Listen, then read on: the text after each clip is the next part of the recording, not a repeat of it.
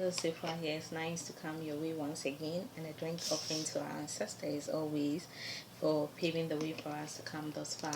Usually when you start talking about the conquer of religion, people assume you are broken in your head, you are possessed by some evil spirit, and all you want to do is destroy and cause separation and all that. But don't forget, your Jesus was the first person to separate the black man from his original identity, and it even stated in the Bible, for the sake of your God's spell, mothers are going to separate from daughters, fathers from sons, in-laws, and at a point he even said the husband and wife will be in bed and Jesus will come for one and go. So you see, don't be surprised we are doing this. Your Jesus has already set the standard for us and we are just following.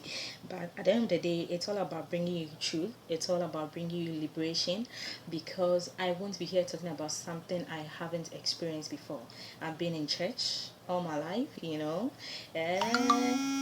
risen through the ranks of church. Eventually I became a deaconess and I saw the loophole. What finally took me out of church was because I started asking questions about tithe and offering. It didn't make sense to me, because I realized that we paid tithes at our local level, but eventually some of the money had to go to the headquarters, and to me that was business. I started questioning and then it brought out a whole lot of things, and eventually I left the church.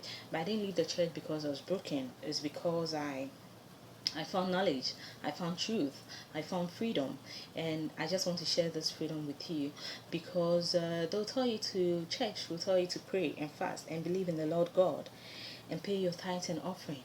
But when your pastors need money to build a church or do any developmental work, they put offering bowl down and ask you to bring all your money for it to be used for the work of God.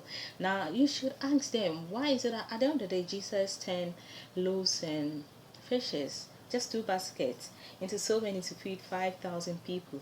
So you should ask them, why don't they have enough power to be able to lift these baskets out there? So God just drops some dollars and all the currencies inside so they can do the work. It's because God has no power.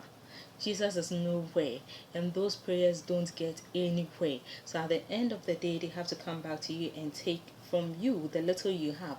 Out of that little, you pay tithes, you pay offering, you pay development fund, you pay your taxes, you have to support yourself to go to school, you have to pay your rent, and you know the kind of living conditions that there are in Ghana.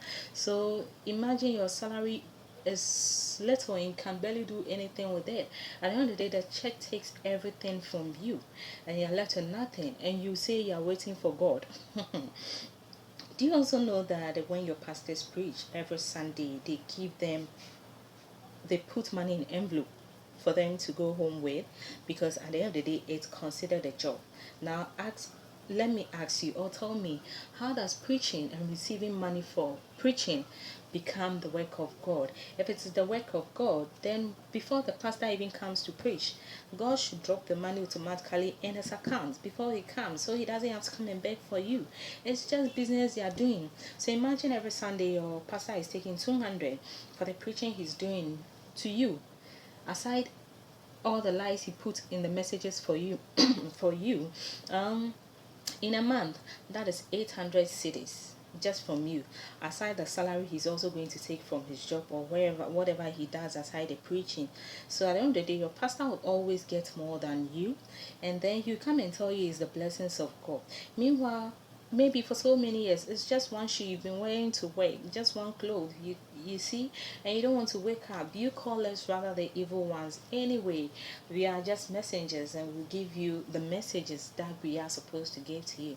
By the end of the day, it's up to you to decide what you want for your life, whether just to stay in the normal or to break through and have peace of mind and heart, soul and body and all that.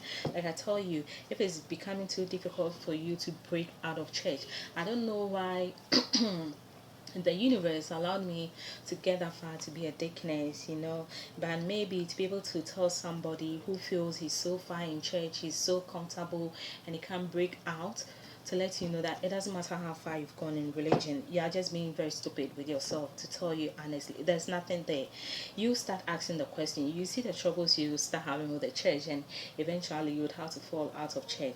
But I'm grateful for how far I've come, and I just want to share my story with you so you know, for you to start thinking critically about your life. Because at the end of the day, you still pay school fees to go to school, you know? No school is free in Ghana here. You still uh, when your wife is even pregnant, you still have to go to hospital and take medication and all that. Why doesn't Jesus naturally take care of all those things? All right. To get a job, you still have to write application. So tell me how useful the church is in all these things. If the church could naturally solve our problems, then Christians automatically didn't have to work.